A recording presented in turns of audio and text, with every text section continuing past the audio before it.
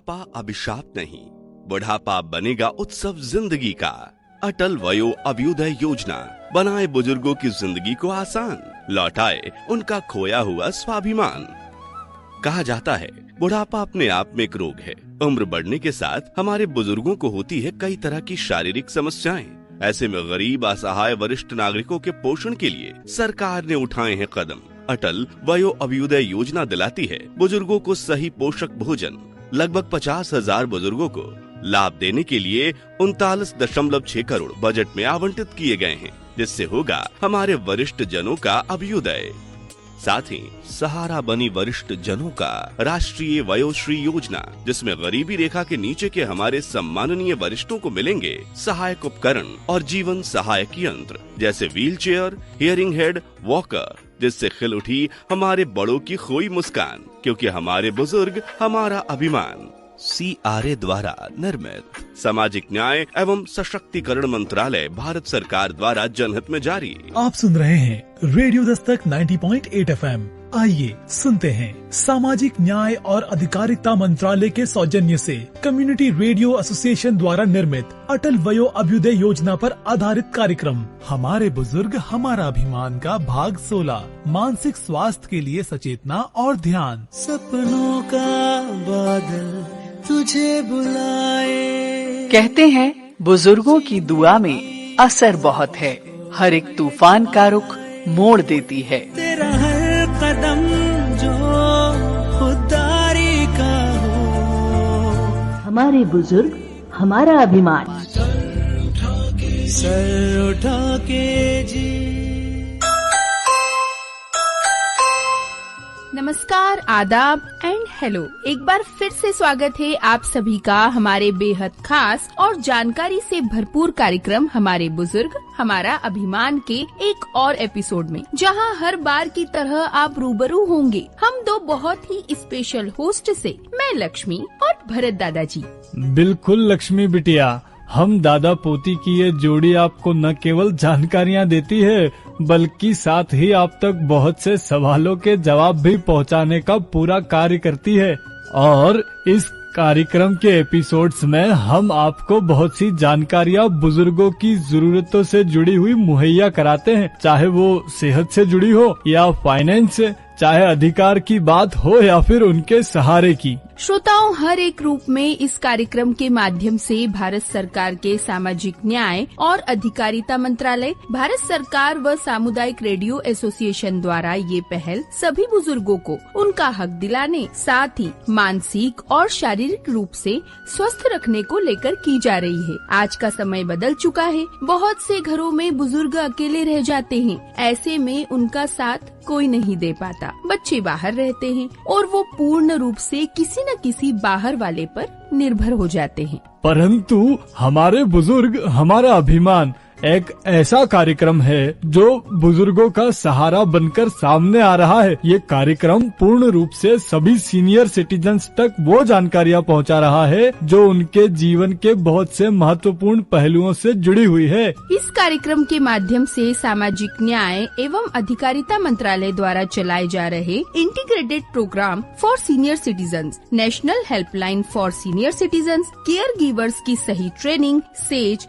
वयोश्री योजना के साथ साथ मोतियाबिंद से जुड़ी जानकारी और समाधान, साथ ही बुजुर्गों के सही खान पान और डाइट से जुड़ी जानकारी और एक्सपर्ट की एडवाइस मंत्रालय द्वारा दी जा रही सुविधाएं भी विस्तार से सम्मिलित की जा रही हैं। तो चलिए जानते हैं कि आज मेरी लाडली पोती मेरी तरह बुजुर्गों के मानसिक विकास के लिए मेडिटेशन व सचेतना से जुड़ी हुई कौन सी नई जानकारियाँ देने वाली है।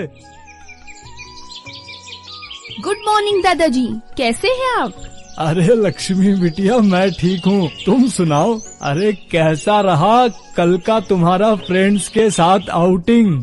अरे दादाजी क्या बताऊं, दोस्तों से मिलकर तो अलग ही मजा आ जाता है। पहले फिल्म, फिर डिनर और फिर ढेर सारी बातें। कितना भी बिजी रहो लाइफ में, पर हर इंसान को अपने दोस्तों से मिलने के लिए टाइम निकालकर जरूर जाना चाहिए। अब देखिए दादाजी, वैसे तो हम ऑफिस और अपनी जॉब में बिजी रहते हैं, मगर सच में जब हम लोग मिले न तो यादों का पिटारा ही खुल गया। सारा स्ट्रेस और टेंशन मानो कहीं गायब हो गया। बिल्कुल बिटिया, कह तो तुम ठीक रही हो, मगर अब ना तो लोगों के पास समय है और नहीं अब वो अपनापन वाला समय बचा है। समय तो हम बिताते थे अपने जमाने में दोस्तों और रिश्तेदारों के साथ, अब तो समय बहुत बदल गया है। अब कहाँ टाइम है किसी के पास। अच्छा, कैसे समय बिताते थे? अरे बस बेटा क्या बताऊं, अब हर शाम लोकल ट्रेन और बस में ऑफिस से आते हुए भजन या लोक संगीत गाना, तो कभी अंताक्षरी खेलना, कभी खबरों और आसपास की चर्चा करना, तो कभी दूसरे का दुख सुख बांटना, और तो और पब्लिक ट्रांसपोर्ट में भी अपनों के साथ कार वाला मजा ही आता था। थकान का तो पता ही नहीं चलता था ऑफिस आते जाते। अरे वाह दादाजी, क्या सच में इतना एंजॉय करते थे आप? हाँ बिटिया, पर जैसे जैसे समय आगे बढ़ा धीरे धीरे सब बस से स्कूटर और फिर कार पर सवार हो गए। सफर तो आरामदायक हो गया मगर अपनापन कहीं खो गया। अब तो सालों हो जाते हैं एक दूसरे से बात करें।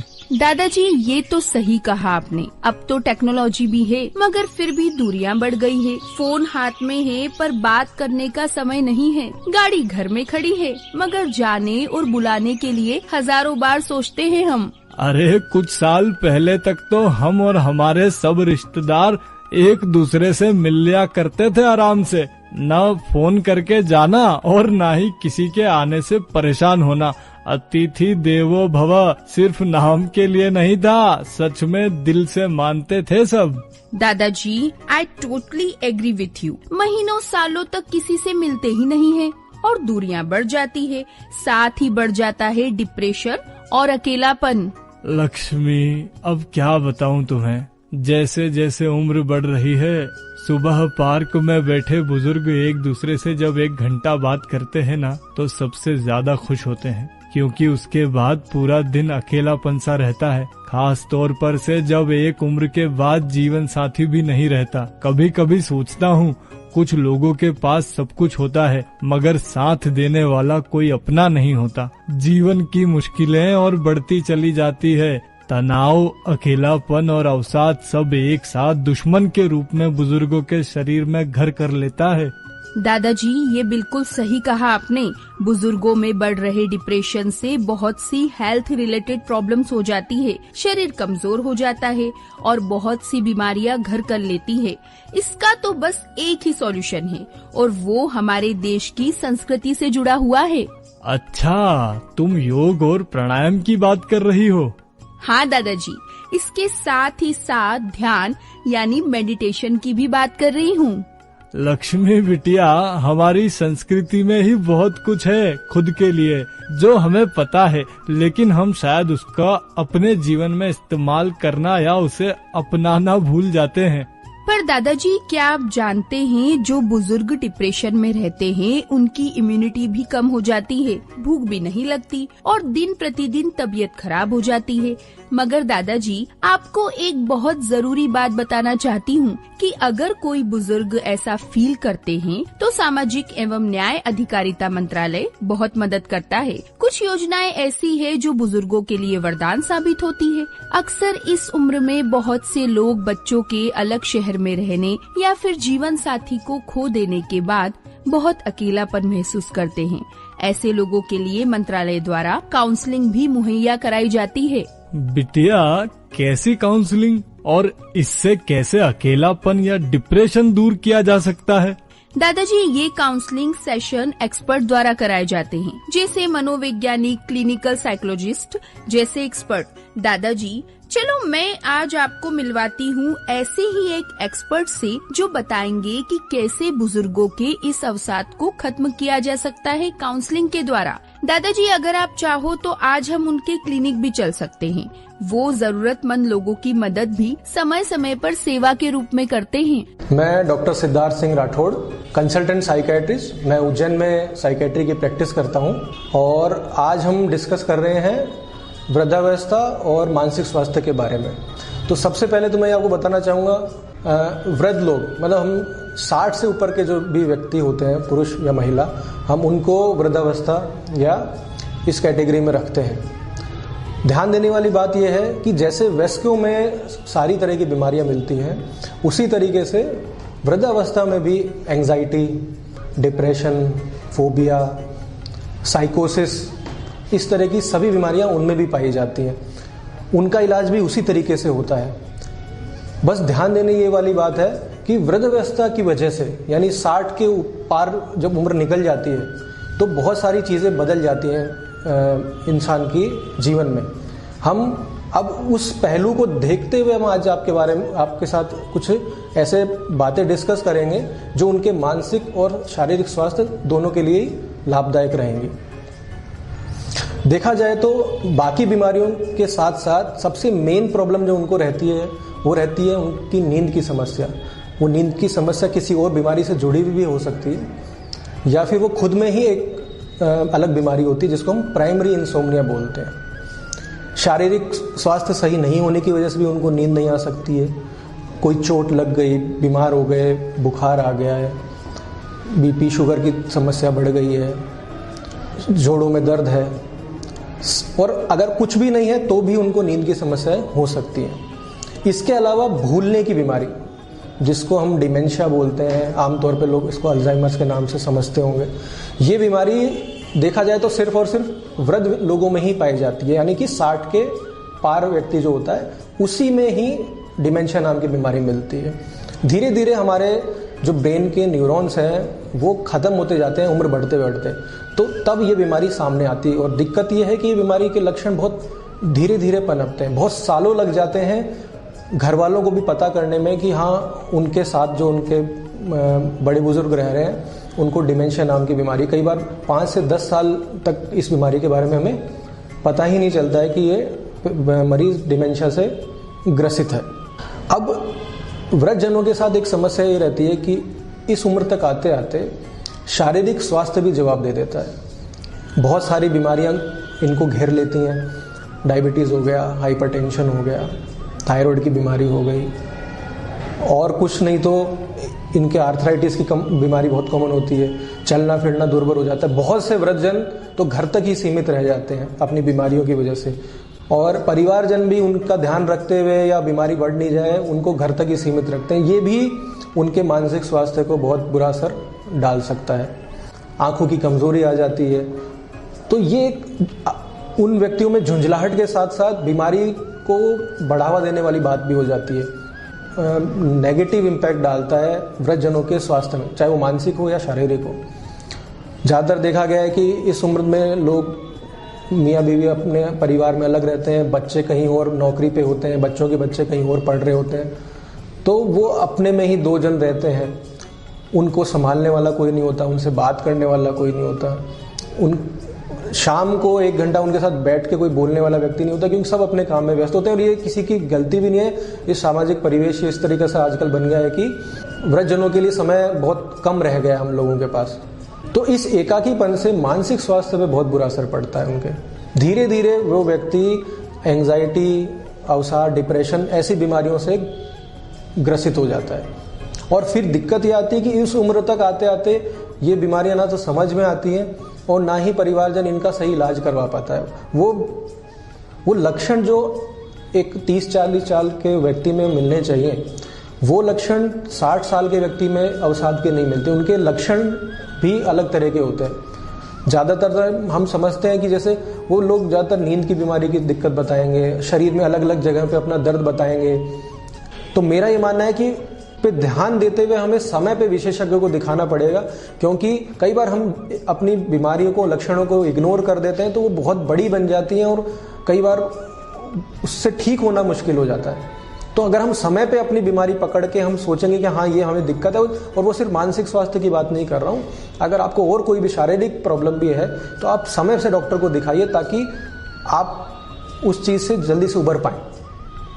अंत में मैं आपसे यही कहना चाहूँगा कि अपने मानसिक और शारीरिक स्वास्थ्य को अलग ना देखते हुए दोनों को साथ लेके आगे चल दीजिए। और ये 60 की उम्र का जो आपने एक दिमाग में एक बहुत बड़ा बैरियर बना रखा है उसको खत्म करिए और स्वस्थ रहिए। धन्यवाद। तो दादाजी, आज पता चला आपको कि कैसे मनोवैज्ञानिक लोगों की मानसिक समस्याएं हल करने में मदद करते हैं। हाँ भाई, ठीक बात है। जब कोई साथ नहीं दे सकता तब कुछ खास लोग आते हैं जीवन में, ऊपर वाले का आशीर्वाद बनकर। दादाजी, अक्सर हम खबरों में देखते हैं कि बहुत से बुजुर्ग अकेलेपन का शिकार हो चुके हैं। खराब होती सेहत से वो उभर नहीं पाते। मानसिक कमजोरी धीरे धीरे पूरे शरीर को कमजोर कर देती है। हाँ लक्ष्मी बिटिया, मेरे दोस्त नरेश की सेहत हार्ट ऑपरेशन के बाद काफी बेहतर होने लगी थी, मगर उससे पहले उसके बच्चे भारत छोड़ अमेरिका शिफ्ट हो गए बेहतर करियर की तलाश में। और बस अच्छा खासा नरेश डिप्रेशन में जाने लगा और फिर भूख प्यास भी कम होने लगी और फिर ध्यान रखने वाला भी तो कोई नहीं था, तो हार्ट से जुड़ी समस्याएं हो गई। अब अगर कोई उस टाइम उसे MSGE स्कीम्स के विषय में जानकारी दे देता तो शायद वो भी जल्दी रिकवर कर पाता। अब अमेरिका में अकेला हो जाता है, बच्चे सब आसपास है, मगर फिर भी अपना देश तो अपना ही होता है। यहाँ का मौसम, यहाँ का खाना, यहाँ की बोली, सब कुछ उसे बहुत याद आता है। और तो और अवसाद फिर से एक बार उसके जीवन में आ चुका है, जिससे निकल पाना अब संभव हो भी पाएगा या नहीं पता नहीं। वैसे दादाजी, क्या आप जानते हैं सेल्फ हेल्प के लिए और मन को शांत रखने के लिए बहुत जरूरी है मेडिटेशन यानी कि ध्यान। हाँ, सही कहा तुमने। मेडिटेशन यदि सही से किया जाए तो मेंटल हेल्थ बहुत स्ट्रांग हो जाती है। मैं व्यथित भी नहीं होता और गलत ख्याल या सोच नेगेटिव नहीं होती। और 60 के बाद वैसे भी मुझे लगता है रिटायरमेंट प्लान का कंपलसरी हिस्सा होना चाहिए ये। अगर नहीं दिया ध्यान तो खो सकता है सारा ज्ञान। वाह दादाजी, शायरी। हाँ, मेडिटेशन के साथ साथ योग भी हमारे जीवन को सही दिशा और एकाग्रता देता है, यानी फोकस। तो उम्र कोई भी हो, योग और meditation is a must for everyone. आज तो आप बड़ी कमाल की बातें कर रहे हैं दादाजी। अच्छा चलिए, इसी बात पर आज योग और मेडिटेशन के बारे में डिटेल में बताते हैं सभी को, वो भी एक्सपर्ट से बातचीत के जरिए। मैं डॉक्टर बिंदु सिंह पवार विक्रम विश्वविद्यालय में असिस्टेंट प्रोफेसर की पोस्ट पर हूँ, योग विभाग में। आज का जो हमारा टॉपिक है स्पेशली हमारे बुजुर्गों के लिए, जो कि 60 साल, आजकल बोला जा रहा है कि 60 साल के बाद बुजुर्ग हो जाना, जो कि पॉसिबिलिटी नहीं, कि आजकल तो छोटे से बच्चे से लेके बड़ों तक में बुजुर्गों की कैटेगरी लगने लगी है। कि हाँ, आज का हमारा स्पेशली टॉपिक है 60 साल से उम्र के ज्यादा लोगों के लिए किस तरह से यौगिक अभ्यास जो होता है, किस तरह से फायदे शारीरिक हो मानसिक हो। अधिकतर लोग क्या सोचते हैं कि यौगिक अभ्यास जो कि फास्ट किया जाता है, जो कि बाबा रामदेव ने जिस तरह से पूरे विश्व में एक लहर सी पहुंचा दी है योग के लिए, बुजुर्गों के लिए योग करना क्यों आवश्यक है। ये जरूरी नहीं कि केवल बुजुर्गों के लिए, सभी के लिए, बच्चों के लिए, बड़ों के लिए, युवाओं के लिए, महिलाओं के लिए, पुरुषों के लिए, हर वर्ग के व्यक्तियों के लिए यौगिक अभ्यास जो होता है वो बहुत ज्यादा आवश्यक होता है। क्यों आवश्यक होता है? एक्चुअल में क्या होता है, एक उम्र के साथ में धीरे धीरे धीरे अपने शरीर की जो ऑर्गन होते हैं उनमें किसी भी तरह की प्रॉब्लम्स धीरे धीरे धीरे, क्योंकि आजकल क्या हो गया है, वर्तमान परिप्रेक्ष्य को देखते हुए देखा जाए कि वर्तमान में इतनी ज्यादा व्याधियां मतलब बीमारियां इतनी ज्यादा हो रही है, क्योंकि खान पान, आपका रहन सहन, आपका लगातार का जो लाइफ स्टाइल है वो इतना ज्यादा बेकार हो चुका है। फुल टाइम अधिकतर लोग युवा क्या करते हैं, कंप्यूटर पर वर्क कर रहे हैं, मोबाइल, बच्चे बचपन से ही, छोटा सा बच्चा कंटिन्यू मोबाइल को चला रहा है, उससे आंखों की प्रॉब्लम हो रही है, मेंटली डिसऑर्डर्स हो रहेंगे, इंसोमेनिया मतलब नींद का ना आना, केवल बच्चों के लिए ही नहीं सभी वर्ग के लिए बहुत ज्यादा नुकसानकारी हो रहा है। उससे मानसिक स्थिति इतनी खराब होती जा रही है। आजकल छोटे से लेके बड़े बच्चे तक भी या बुजुर्ग लोग भी क्या कर रहे हैं, थोड़ा सा अकेलापन, मोबाइल ऐसा हो गया है कि इतना अकेलेपन का कारण बनता जा रहा है और सब लोग अपने एक तरह से परिवार से, समूह से दूर होते जा रहे हैं। पर यौगिक अभ्यास आज देखा जाए तो वर्तमान में बहुत ज्यादा इसलिए आवश्यक है क्योंकि यौगिक अभ्यास केवल योग में आसन करना, प्राणायाम करना, बंद या मुद्राएं करना या दिखावे के लिए ये नहीं होता है, या टफ एक्सरसाइज करके ही व्यक्ति बोल दे कि योग होता है, वो नहीं होता है। आज जैसे हमारा जो टॉपिक है कि एक बुजुर्गों के लिए, बुजुर्ग में जैसे 50 साल के बाद, 60 साल के बाद, 70 साल के बाद कौन कौन से यौगिक अभ्यास करें जिससे उनके शरीर के जो भाग है वो प्रॉपर लाइफ टाइम देखा जाए तो किस तरह से प्रॉपर वर्क करे, बस यही है। जैसे कि सूक्ष्म यौगिक व्यायाम यौगिक अभ्यास में बहुत ज्यादा आवश्यक होते हैं, जो कि शरीर के आंतरिक और बाह्य भागों को स्वस्थ रखने के लिए मददगार होते हैं। उसी तरह से कुछ प्राणायाम होते हैं कि जिसमें कि आप लोगों ने देखा ही होगा अनुलोम विलोम। अनुलोम विलोम कोई प्राणायाम हालांकि नहीं होता है, ये एक नाड़ी शोधन के रूप में माना गया, जो कि हमारी 72,864 नाड़ियों का शुद्धिकरण करता है। शुद्धिकरण करना का मतलब ये होता है साफ करना है। जैसे एक शरीर को स्वस्थ रखने के लिए हम नहाते हैं, अपने ब्रश करते हैं, बालों को साफ करते हैं, अपने शरीर को साफ करते हैं, इसी तरह से आंतरिक भागों को साफ करने के लिए, स्वस्थ रखने के लिए हम प्राणायाम का इस्तेमाल करते हैं। प्राणायाम का मतलब होता है प्राण धन आयाम। प्राण में जिस तरह से हम अनुलोम विलोम करते हैं, अनुलोम विलोम आप लोग सब लोग जानते ही होंगे कि अनुलोम विलोम किस तरह से अपनी श्वास प्रश्वास को बस सामान्य गति से लेना और छोड़ने की गति को ही अनुलोम विलोम अधिकतर लोग जानते हैं। उसके में कुछ हस्त मुद्राएं को इस्तेमाल किया जाता है। कुछ लोग हस्त मुद्राओं के साथ में ही अनुलोम विलोम के बाद में, जैसे आप लोग जानते हो कि भ्रामरी प्राणायाम आपके शारीरिक और मानसिक स्वास्थ्य के लिए सबसे ज्यादा आवश्यक और बहुत बहुत ज्यादा हेल्पफुल होता है। किस तरह से किया जाता है आप लोगों को पता है, जैसे भौरे की गुंजन की एक तरह से आवाज होती है, उस तरह से आप कहीं पर भी किसी भी स्थिति में ये वाला प्राणायाम कर सकते हो और हर वर्ग का व्यक्ति इस प्राणायाम का अभ्यास कर सकता है। जैसे अनुलोम विलोम है, तो अनुलोम विलोम जो होता है वो भी हर कोई वर्ग का व्यक्ति, छोटे बच्चे से लेके बड़े तक, बुजुर्ग तक, यहाँ तक कि 80 से 90 साल तक का व्यक्ति भी अगर इस योगिक अभ्यास का प्रायोगिक मतलब प्रैक्टिस करता है तो 101% पूरी जिंदगी स्वस्थ रहेगा आंतरिक और बाह्य रूप से।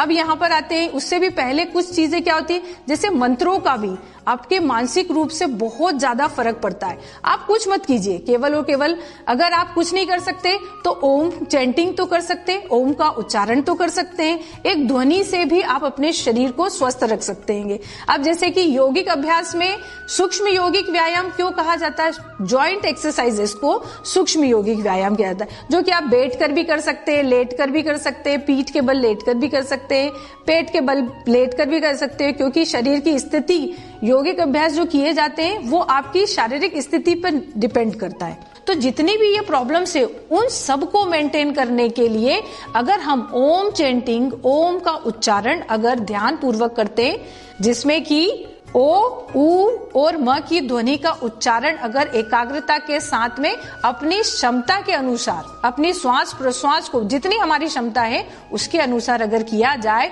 तो उससे हमारा शरीर, हमारा मन, हमारी बुद्धि, हमारे आंतरिक, हमारे बाह्य, हमारा आत्मा हर तरीके से स्वस्थ एवं निरोगी बन सकती है। ये यौगिक अभ्यास है।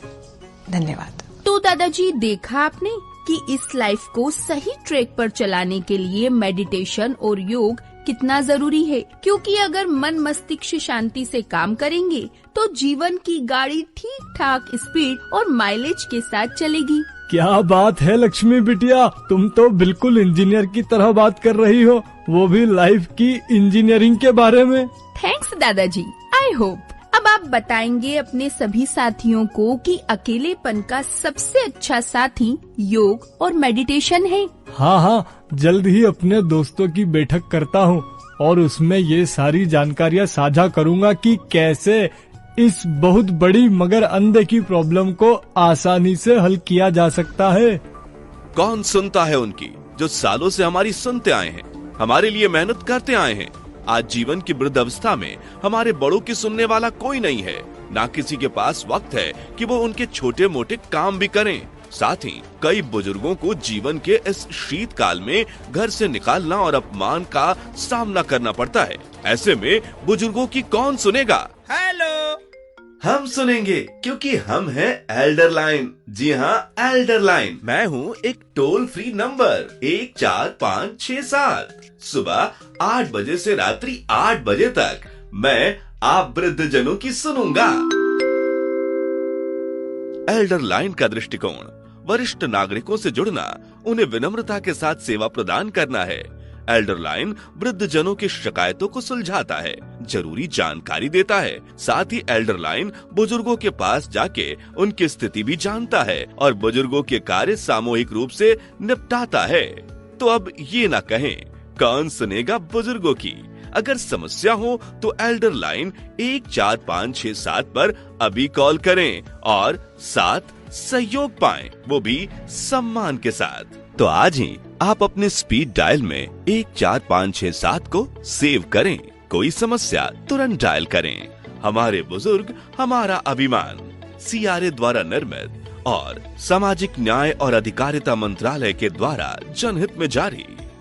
और हाँ दादाजी, साथ ही और भी जानकारी दे दीजिए उन्हें योजनाओं के बारे में, याद है ना? हाँ बेटा, बिल्कुल याद है। पहला है वरिष्ठ नागरिकों के लिए एकीकृत कार्यक्रम IPSRC। यह कार्यक्रम वरिष्ठ नागरिकों की भलाई के लिए एक समग्र दृष्टिकोण प्रदान करता है। इसका उद्देश्य उनकी सामाजिक, शारीरिक और मानसिक आवश्यकताओं को पूरा करना है। इसमें स्वास्थ्य सेवाएं, मनोरंजन गतिविधियां और सामुदायिक भागीदारी को बढ़ावा दिया जाता है। वरिष्ठ नागरिक हेल्पलाइन 14567 वरिष्ठ नागरिकों की समस्याओं का तुरंत समाधान करने के लिए ये हेल्पलाइन उपलब्ध है। ये हेल्पलाइन उन्हें कानूनी सहायता, स्वास्थ्य सेवाएं और आपातकालीन सहायता प्रदान करती है। यदि कोई वरिष्ठ नागरिक परेशानी में है तो वो 14567 पर कॉल कर सकते हैं। श्रोताओं, ऐसी ही एक और योजना है जेरियाट्रिक केयर गिवर्स प्रशिक्षण। वरिष्ठ नागरिकों की विशेष देखभाल के लिए प्रशिक्षित केयर गिवर्स की आवश्यकताएं होती हैं। इस कार्यक्रम के तहत केयर गिवर्स को बुजुर्गों की शारीरिक, मानसिक और भावनात्मक देखभाल करने का प्रशिक्षण दिया जाता है। यह कदम बुजुर्गों के जीवन को बेहतर बनाने में सहायक है। ऐसी ही दूसरी योजना है senior care ageing growth engine. ये पहल वरिष्ठ नागरिकों की सेवाओं और उत्पादों के लिए नए अवसर प्रदान करती है। सेज के माध्यम से निजी और सरकारी संगठनों को वरिष्ठ नागरिकों के लिए बेहतर सुविधाएं विकसित करने के लिए प्रेरित किया जाता है। राष्ट्रीय वयोश्री योजना। इस योजना के तहत गरीब वरिष्ठ नागरिकों को सहायक उपकरण जैसे चश्मे, श्रवण यंत्र और वॉकर मुफ्त में प्रदान किए जाते हैं। यह उनके जीवन को आत्मनिर्भर और सुखद बनाने में मदद करता है। और साथ ही बुजुर्गों के स्वास्थ्य से जुड़े हुए कई प्रावधान बनाए गए हैं, जैसे मोतियाबिंद बुजुर्गों में आम समस्या है। इसके लिए मुफ्त या सस्ती दरों पर सर्जरी की सुविधा उपलब्ध कराई जाती है। ये पहल उनकी दृष्टि क्षमता को बहाल करने के लिए एक महत्वपूर्ण कदम है। बुजुर्गों को भरण पोषण का अधिकार। भारत सरकार ने बुजुर्गों के लिए भरण पोषण का अधिकार सुनिश्चित किया है। इसके तहत परिवारों को उनके भरण पोषण का ध्यान रखना आवश्यक है। यदि परिवार ऐसा करने में असफल रहता है तो ऐसे में बुजुर्ग जन कानूनी सहायता ले सकते हैं। श्रोताओं, इन योजनाओं और कार्यक्रमों के माध्यम से वरिष्ठ नागरिकों को सम्मान और सहायता प्रदान की जा रही है। हमें भी उनके प्रति अपने कर्तव्यों को समझना चाहिए और उनके जीवन को खुशहाल बनाने का योगदान देना चाहिए। सुनते रहिए रेडियो दस्तक 90.8 FM। सुनेगा उज्जैन, बढ़ेगा उज्जैन। सपनों का बादल तुझे बुलाए। कहते हैं बुजुर्गों की दुआ में असर बहुत है। हर एक तूफान का रुख मोड़ देती है। तेरा हर कदम जो खुदारी का हो। हमारे बुजुर्ग हमारा अभिमान। सर उठा के जी। रेडियो दस्तक। सुनिए सुनिए सुनिए, आज हम जानेंगे integrated programme for senior citizen IPSRC के बारे में। इस योजना के तहत सहायता कार्य करने के लिए एजेंसियां प्रदान की जाएंगी, जैसे राज्य, केंद्र शासित प्रदेश सरकारें, पंचायती राज संस्थान, स्थानीय निकाय और पात्र गैर सरकारी स्वैच्छिक संस्थान, जिससे हमारे बुजुर्गों के जीवन की गुणवत्ता में आएगा सुधार। इसके तहत वृद्ध जनों को आश्रय, भोजन, चिकित्सा देखभाल और एंटरटेनमेंट की सुविधा भी प्रदान की जाएगी। साथ ही उन्हें सक्रिय और उत्पादक बुढ़ापे के लिए प्रोत्साहित किया जाएगा, जिससे उनका जीवन मूल्य और बढ़े। जी हाँ, वरिष्ठ नागरिकों के घरों, महिलाओं के लिए वरिष्ठ नागरिकों के लिए घरों का रखरखाव, जिसमें सांसद आदर्श ग्राम योजना के तहत आने वाले घर भी शामिल हैं, जहां उन्हें निःशुल्क भोजन, आश्रय, देखभाल, मनोरंजन जैसी सुविधाएं दी जाएंगी। तो अब वरिष्ठ नागरिकों को मिला उनका सम्मान, जीवन होगा उनका आसान। हमारे बुजुर्ग, हमारा स्वाभिमान। CRA द्वारा निर्मित सामाजिक न्याय और अधिकारिता मंत्रालय के द्वारा जनहित में जारी। रेडियो दस्तक।